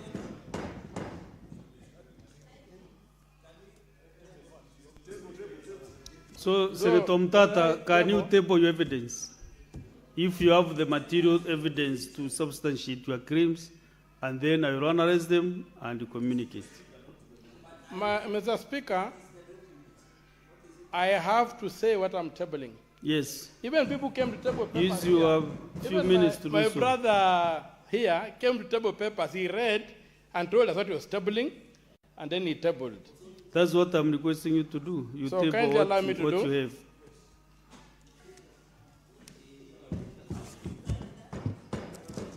So, Mr. Speaker, as I proceed to table, I would like to come out clearly that other than divine revelation in Holy Scripture and church tradition, my belief in God is anchored on very simple mathematical formulae that reveal the undeniable existence and presence of God in simple realities like life comes from life, language comes from language, nothing comes from nothing, information is immaterial, is not material, and mathematics comes from mathematics. Mr. Speaker, sir, because mathematics comes from mathematics, 1 + 1 does not always add up to 2. There are instances and scientifically proven where 1 + 1 does not add up to 2. And an example is this. Mr. Speaker, if I take these two bottles and I add them together in one bottle, and each bottle is 20 degrees centigrade. When I add the two together, I don't get 40 degrees centigrade. I just get 20 degrees centigrade. If I want to change the temperature of this water, I need to activate, to excite the particles that are in this water by introducing temperature from out. So, Mr. Speaker,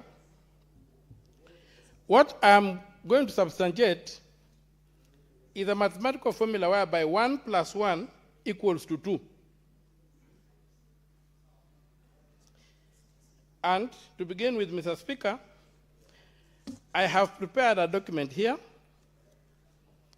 It's titled, it's on my letterhead, it is titled, Documents Tabled Before the Senate of the Republic of Kenya in Substantiation of Statements Made on the Floor of the Senate regarding public borrowing, parliamentary approval, and compliance with the Constitution and the law. Mr. Speaker, the document is dated today, and the parliamentary context of the document is what you have just laid out when you invited me to speak, that what I said on the floor, I was invited to substantiate. So the documents contained in this volume are tabled for the purpose of placing before the Senate evidence, records, analysis, official correspondence, statutory instruments, financial statements, reports, and other relevant material in support of the submissions I made. These documents concern the legality, constitutionality, authorization, reporting, management, and oversight of public borrowing by the government of Kenya. The documents are intended to assist the Senate in the discharge of its constitutional mandate of oversight and accountability in matters relating to public finance, public debt, and the protection of sovereignty of the people of Kenya. So, Mr. Speaker, I've prepared a summary of all borrowing by the government of Kenya since the first budget that was made under this current constitution, the new constitution. That's the budget for the year 2014 to 2015. So I've given an analysis of the budget and the borrowing provisions from the year 2014 to the year 2022, which was by President Uhuru Kenyatta, within which period I have demonstrated that a total of 6.607 trillion shillings was borrowed by the government, yet Parliament only approved 2 trillion shillings. 6.6 trillion was borrowed, Parliament approved only 2 trillion shillings. So there's 4.6 trillion that was borrowed outside the budget system. And Mr. Speaker, between the year 2022 to the year 2026, under the administration of President William Ruto, His Excellency, a total of 5.8 trillion shillings was borrowed by us at the end of 3rd of April 2026. Out of that money, only 1.04 trillion was approved by Parliament. 4.806 trillion was not approved, was borrowed outside the budget line. So you can already see that within 4 years, President Ruto has overcome Uhuru's 8 years in terms of borrowing outside the budget. And the grand totals that we have in these documents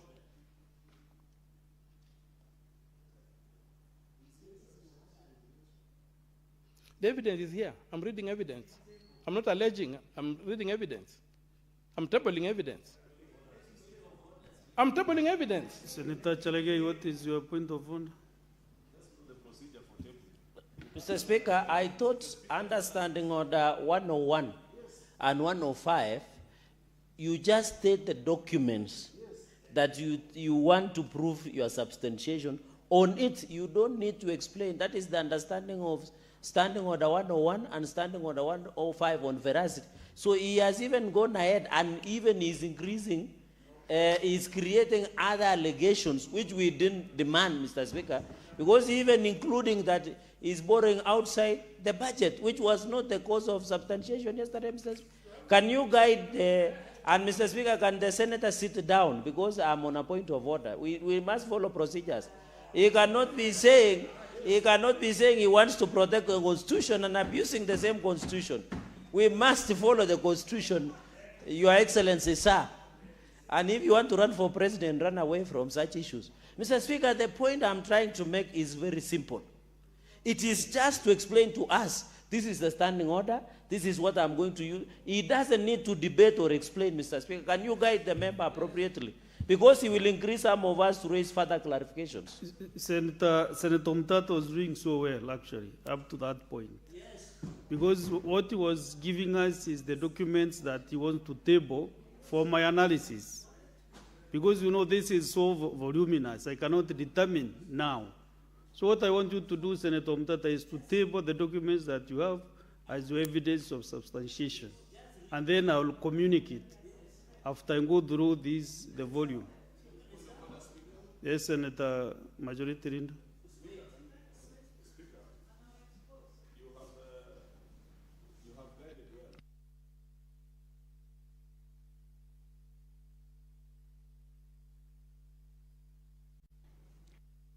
I'm saying you have guided it, Senator Mtata, very well.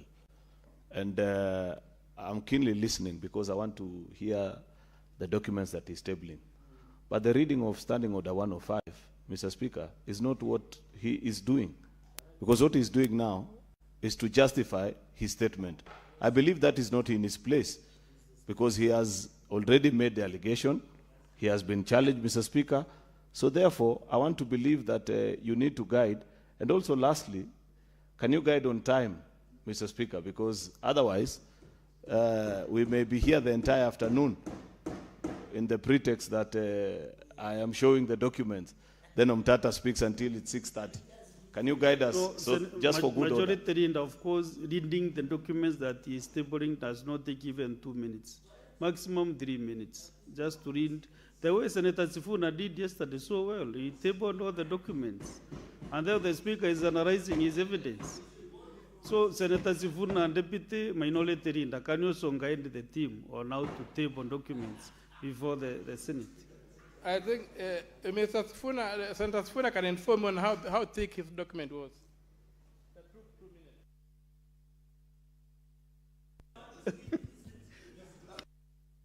Mtata, proceed and table your documents. And you stop dramatizing. Senators, I'm not dramatizing, Mr. Speaker. I'm dealing with a problem here. I'm dealing with a house that got some very ignorant members between what is in the budget and parliamentary approval. Senator Mtata, you see now what you are actually inviting this afternoon. Senator Ndiokech, what is your point of order? Order, Senator Mtata.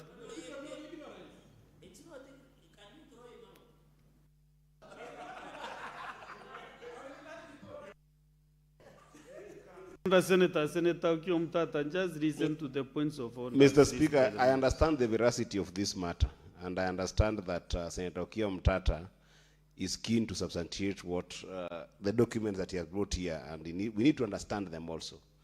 However, Mr. Speaker, the rules of this House are very clear on the language that must be used in this House. To call members of this House, and you know he has used the English term "some." From where we come from, the word "some" means that it is a number of people here. Mr. Speaker, we have got very competent members in this House, And if Okiya Mutata feels that some are ignorant, Mr. Speaker, it will be abusive to those members. I find that term unparliamentary, and I don't want it to go to a big drama. I just wanted to ask you, perhaps through your orders, Mr. Speaker, that Senator Okiya Mutata withdraws and apologizes to all members of the House, but in the same spirit, I support him to just make sure that he actually presents this document, because I want to go through them. Somebody who understands numbers, I'm very keen on this substantiation so that I can be able to support him coming. But yeah. Yeah, we'll get the analysis from the Speaker. So, but we need to get to understand them. But you need to withdraw that issue under ignorance, and then. The Speaker, this point of order must first of all apologize, because I'm scared. Maybe I'm among the. I'll question Senator Mutata. Use parliamentary language, and also respect to your colleague members. To say somebody is ignorant does not mean you are insulting him. To say somebody is stupid is an insult.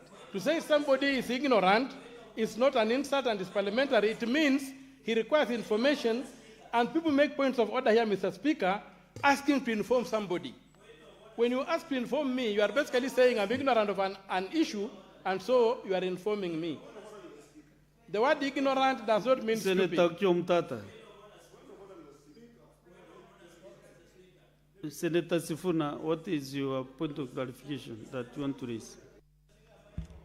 Speaker, I just wanted to intervene as a leader in this House and to speak to, I don't know, we are in a WhatsApp group together. I don't want to say it here. But Honorable Chair, you know, this problem has been created partly by our rules, that we feel frustrated sometimes as members that the House never gets to know what the quality of material that was presented to the Speaker before the decision is made, because the decision is usually the Chair's decision. Now, for instance, I was asked to substantiate something on this floor just a few weeks ago. I provided video, and I had requested that that video be played here. For some reason, that has not happened. I continue to sit here just waiting for judgment. Secondly, the document that I tendered here or tabled was a one-page document. It was an extract of the Hansard of the National Assembly. So, of course, I took a shorter time. What we can encourage Senator Mutata to do is to run quickly through the list of the documents. And if we, as members of the House, just afford him a little latitude, I'm sure by now we would have finished. Because the issue that he is raising is a heavy issue. I don't think it is comparable to any other moment when we have been required to substantiate heavy matters like this. So if you can guide, Chair, that we allow him, you can specify the amount of time, but during that time there be as few interruptions as possible, so that he, as a presidential candidate, can go through the material that is presenting him. What I encountered so well, Senator Sifuna, Deputy Minority Whip. Senator Sigei owned your houses. Chalagay, I mean Chalagay. What I meant is that Senator Mutata, just read through the list of documents that you have, right? And then you give the chair time to go through that volume so that now you can determine whether you have substantiated your issues. And Honorable Senators, I will not take any other point of order until Senator Mutata clears his issues.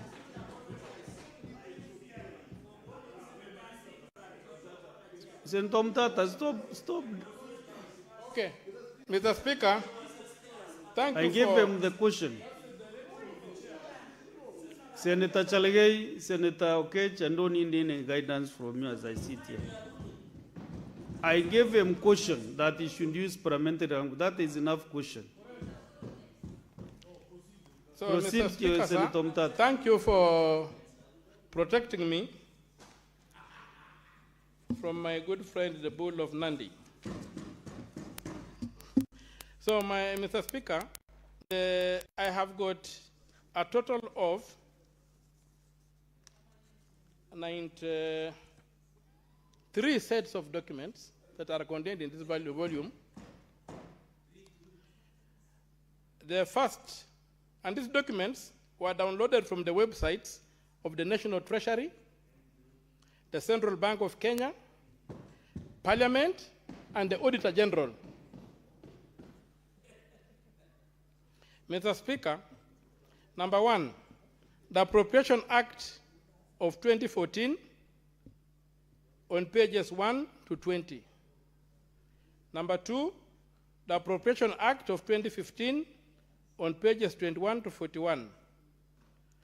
Number 3, the Appropriation Act 2016 on pages 42 to 68. Number 4, the Appropriation Act 2017 on pages... Senator Mtata, you don't need to read the 93 documents now. What are you asking me to do, honestly? Mr. Speaker, I would rather you throw me out than I do a shambolic job here. Throw me out, I go. I go with my documents. Be able to read all through from number 1 to 93. Why shouldn't I read people Just say you have here, documents from number 1 to number 93. And then, unless you are unable to substantiate, then the standing order will deal with it.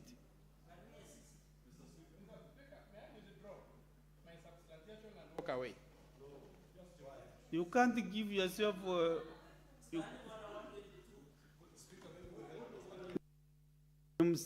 majority. Mr. Speaker, maybe we should help our colleague Senator Mtata, because maybe he's under the wrong impression that there are people who are opposed to him tabling this evidence. Let me tell you, Senator Mtata, at least myself, I take this issue of debt very seriously.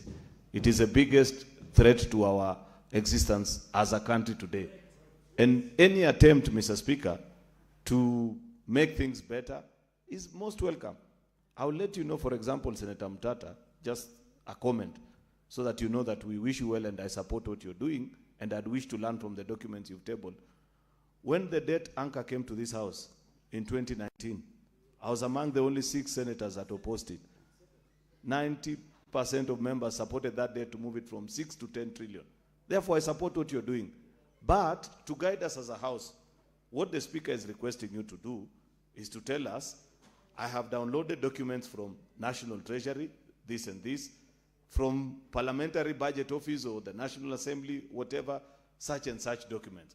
But honestly, to expect that as a House, we will sit, especially because there's no material value to us, listing all the 93 documents that you have, is being unfair on the time of the House. Given that it's the last day, we have business that we need to prosecute. So we take what you're saying seriously. I also want, maybe perhaps if the Speaker can allow, that the rest of us, we also read through your documents. But you will lose good opportunity to do good value for your country if we dwell on the sideshows of the items you want to read and the rest, and not the very important documents you're tabling. Therefore, it's a humble request from your colleagues, not the Speaker alone. Senator Sosi. Mr. Speaker, you know, when you read Standing Order number 105, it's very clear. He talks about substantiation. And my English dictionary reading of the meaning of substantiation, it means you provide proof or evidence. I think Senator Mtata is a victim of inadequacy of our standing orders. Because if he raised a matter, a claim in this House, and he was to come and provide proof within Standing Order number 105, then we should allow him to do that, instead of appearing like to be curtailing him, because some of the things he's going to say is going to be discomfort to some people. I have gone through this before, Mr. Speaker. You remember I raised the issue of Moi University. And the same Cheregei did not allow me to substantiate. Eventually, the evidence I had, the Speaker came later to declare that evidence as not admissible in this House. So, Mr. Speaker, this is a House where we need to exercise freedom of speech. Let me finish. I want this to is give a House. That gratitude because you have mentioned his name, so that also it is fair. Yeah, but I was already on a point of order. I was on a point of order, Mr. Speaker. I was on a point of order. For heaven's sake, I was on a point of order. Senator Ososi. Senator Ososi, have your seat first. Senator Ososi, you know, being on a point of order also you cannot impute improper motive and allegations to your colleagues, even if you're on a point of order. Right? So that is why it is the obligation of the chair to make sure that the House is time just to table the documents. And actually, once you table these documents, the chair also has the obligation even to declare the property of the House. And I have no problem with the documents, even if members interact with them. Senator Mtata, proceed. No, both of your point of orders have been dismissed. Senator Mtata.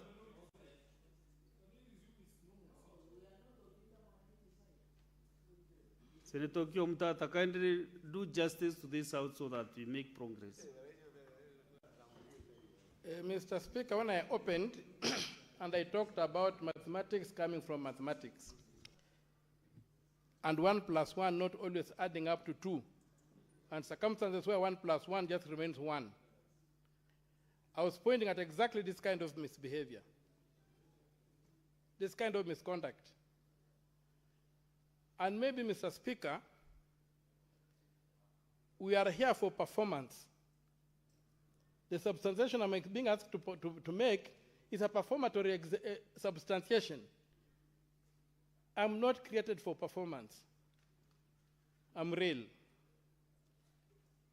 And so either I'm allowed to substantiate, Mr. Speaker, sir, proceed and table your documents, Senator Mtata. Or you cannot tell me not to give a digest. You cannot tell me not to read the list of what I'm presenting and then claim I'm substantiating. I don't mock myself, Mr. Speaker, sir. What you said is you have 93 set of documents. Yeah, what's wrong with that? Who said I have to bring one document? Who said I have to bring one document? I think you are not trained to substantiate. So be it. We are lowering the dignity of this House. We cannot come here with rumors. I'm trying to substantiate an item. The consequences of not substantiating is being thrown out of this House. You must use the procedures of substantiating. The consequences are dire. Can you lay down the documents that you have? Also for the chair. You have denied me the chance to lay down the documents I have. If I cannot go through the list of documents I've presented, Mr. Speaker, sir, it's me who is being challenged. I have to read the 93 documents. Can you just table what you have? If the majority leader said there's no time, you have got power under standing order number 1 to adjourn this process. We come back in the new term when there's enough time. I do proper substantiation. I'm not going to be crucified on the cross of no time. Laying your evidence. But you cannot tell me how to lay my evidence by denying me to lay the evidence, Mr. Speaker, sir. So, Senator Kyo Mtata, just lay on the table the documents that you have.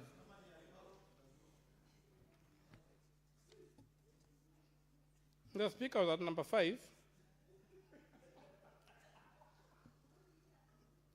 The Appropriation Act 2018 on pages 100 to 131.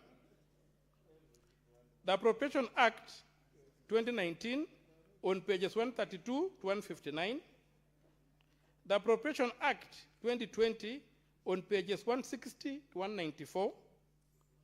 The Appropriation Act 2021 on pages 195 to 221. The Appropriation Act 2022 on pages 222. Majority Leader, what's your point of order?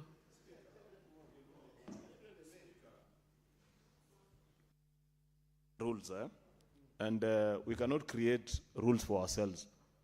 What Senator Mtata finds to be just to him might not necessarily be just to me.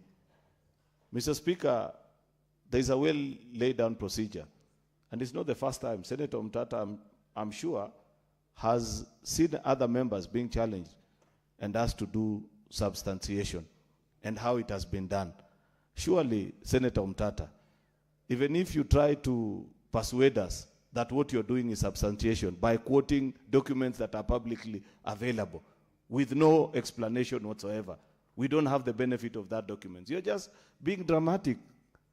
I'd wish, Mr. Speaker, to request that if Senator Umtata really wanted to substantiate, then he will take time and explain.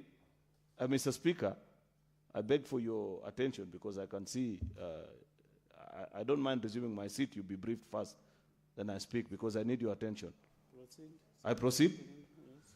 You see, Mr. Speaker, we have been on this matter for 30 minutes. You actually rose at 16:00. It's now 16:38. And the reason, Mr. Speaker, we are not making headway is because our colleague is insisting on a procedure that only he has invented, not how this House has normally transacted its business. So can you guide us, Mr. Speaker? If you're permitting Senator Umtata to read all the 93 documents, it's okay, we'll sit and be prepared. If you're asking him to table the documents, as has been the practice, then we shall equally be prepared. What happened is that you had an altercation between the two of you, then Senator Umtata just started reading, so we don't know what's happening. So I want to know, what is your decision on this matter? Do we sit down and listen to him reading the 93 documents, or he tabled, so that we know what to do? You remember, Majority Leader, I clearly guided Senator Umtata, there is no need of reading the 93 titles that is reading all documents, one by one up to 93. He can say, I have these documents, which are from content number 1 to number 93 or to number 100, and then he tables that volume. I have this another set, this set containing this information, and then he tables, right? So we don't need to he's insisting he should read the 93 documents or whatever evidence he has. So Senator Umtata, I lead and guided you, just table say from number 1 to 93, this is what I have. Mr. Speaker, sir, yesterday, when I commented that these documents were publicly available and I did not need to substantiate, I was told to substantiate. Now Majority Leader stands here and says these are public documents that are readily available. Why this circus? Yesterday I said this is public information. I was told to come and it was not public information. Can you table the documents that you have? And I'm going to without table the reading documents, number 1 to 93. And I'm not going to be micromanaged in the way I defend myself. The chair gives guidance to the House, not to micromanaging. But you are you are not the chair, Senator Umtata. I'm not Under the chair. Senator Umtata. You cannot take the authority of the chair and say what you want to do and what you must do. If you are not ready to follow the chair, then it's up to you. Because you are supposed to substantiate. If you are not ready to follow the chair's guidelines, then maybe you are not ready to substantiate. Or maybe you know your documents have no material, enough material.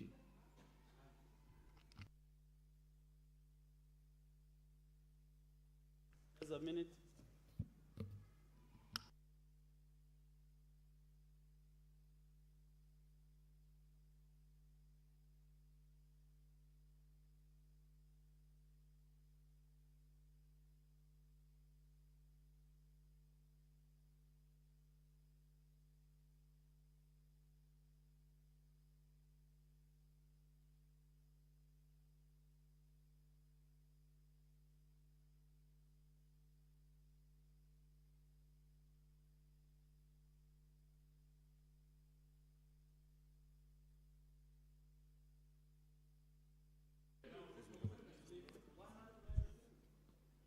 So, Senator Umtata, you know, we have some business to clear before the end of business today. And the reason why we have authority, even that image there, is for the chair to guide the House appropriately. And if I've guided you and you are not listening to the chair, then I'll be left with no other option but to use the standing orders, which is the creation of this Senate. So can you kindly, and I've appealed to you severally, in a very gentle manner, to table the documents that you have in a manner that are prescribed. Mr. Speaker, I've listened to what you just said when I was sitting there, that you think these things might be empty, tabula rasa, that maybe I'm not able to. You are casting aspersions on me, who is coming to appear before this house. I don't know what kind of conduct that is. Mr. Speaker, this house, the table the documents. this house is not ready for me to substantiate. Let the chips fall where they may, or where they must. This house is not ready for me to substantiate. I'm not going to be part of a masquerade. Are you ready to table the documents, or you are What not have I been ready? doing all the time? You have been stopping. I tried to substantiate, to explain what was in the documents. I was stopped. When I began reading the list of documents, the majority leader stood up and said, I'm reading things without explaining. Why am I being tied in knots? Mr. Speaker, I was elected to be here. I represent people in this house. Then they not elect me to come and perform. You know, you were elected also to follow guidelines of this Senate. That is why not everybody Yeah, is the in this guidelines house. are not what is in the mind of an individual. Because the you guidelines should- are in a piece of paper called the standing orders. I've been asked to substantiate. It's an English word. Mr. Speaker, can you guide me on the meaning of the word substantiate? Then I proceed. Word.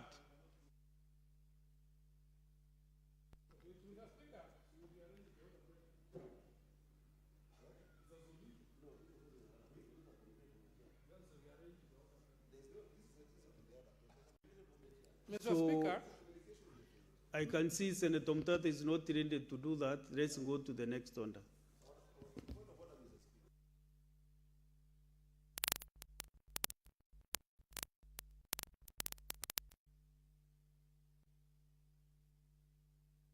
Yeah, that's what I want to check.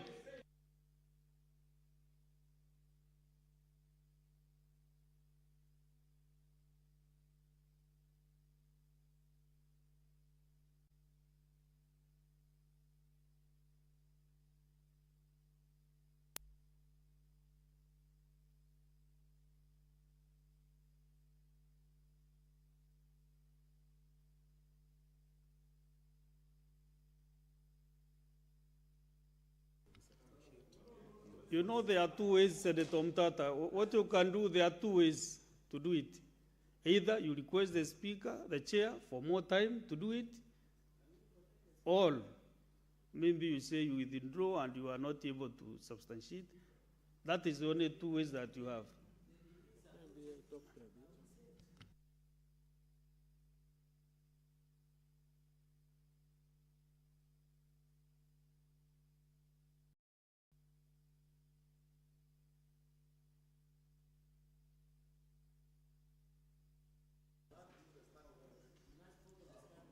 Yes, Senator Mtata. Mr. Speaker, sir, I request that you allocate a new date when I can come in the new term to do a substantiation, something that comes from the word substance, substantiation, and not articles. And you know, if you read Aristotle, we have got substance, reality is made of substance, and habit. I want to deal with the substance, not the habit. But you stopped me to explain the titles. You stopped me, you stopped me. So, Mr. Speaker, give me time when I can come back and walk the house. Order, Senator Mtata. Order, Senator Mtata. Senator Mtata, Senator Mtata's request is very valid. This matter, as the majority leader put it, is very, very important for this nation. And we must give him time also to just go back, and also you can also summarize the 1 to 93, you can summarize and bring something concrete to this house, which we can also give, the chair will give us even an opportunity to debate those documents that you have, so that also we can help this country in one or the other. So, not today. I've given him time after the break. He can come back with a lot of energy. But now we should reduce that volume from number 1 to 93 also. Even when we come back, reading from 1 to 93 still will not be. Yeah, so Senator Okiomtata, go summarize your evidence, and then you bring when we resume. Let's go to the next business.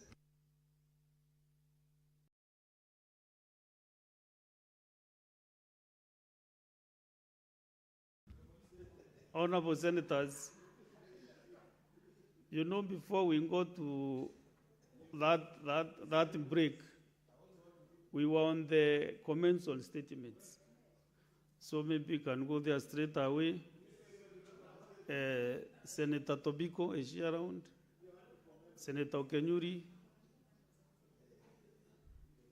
You know, men have a bit argued here, one or the other. You give us at least maybe another platform from this gracious Lindy.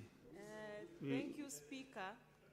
I wish to comment on the statement by Senator Wambua and Senator Kavindu on the killings we are experiencing, just by mentioning that the same, less than 2 weeks ago, we lost one Elijah Nyambega who was abducted and murdered by a known assailant, who was a student in KU from Nyangusu in Bobasi constituency. Then later on, there was a decomposing body of an elderly man, 50 years, by the name Geoffrey Oteri Nyamao. And just yesterday, we have one Amos Manasseh of Keroka Technical Training Institute, who was actually stoned to death yesterday, Mr. Speaker. We are having a series of these murders, reasons not known because there are so many allegations surrounding the deaths of those people. I want to call that the security department really looks into this matter and urge that our people should not take the law to their own hands, where you stone people and kill people without giving chance to know why we are having what we are having, Mr. Speaker. So, Mr. Speaker, I want to call that the security agencies swing into action, not only in looking into the issue by Senator Wambua and Senator Kavindu, but also by the murders that have reported from those areas, Mr. Speaker. Thank you. Senator Sifuna.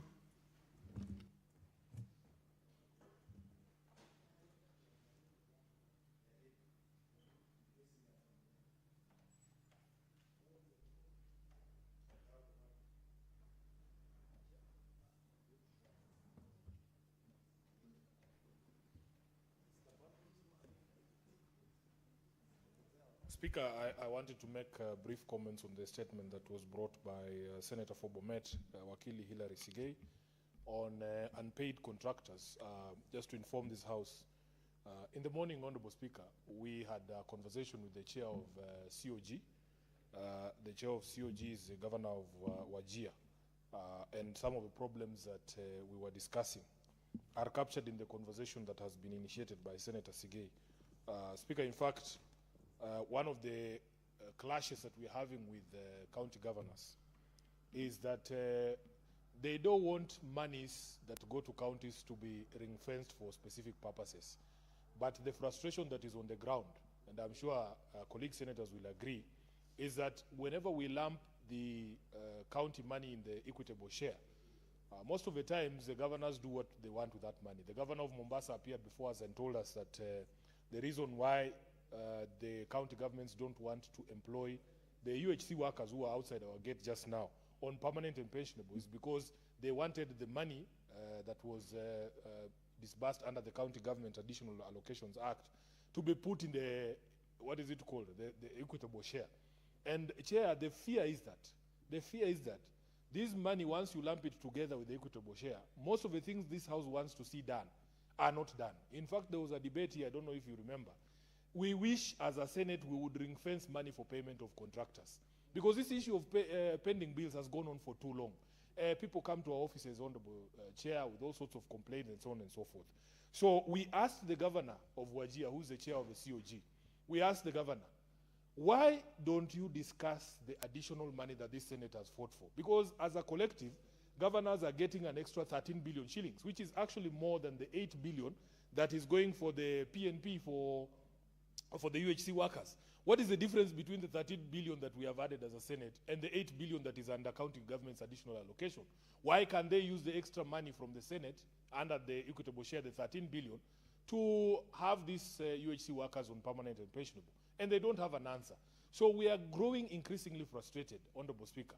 They are saying that now they can only give 1-year contracts to these UHC workers because their money is coming as a conditional grant.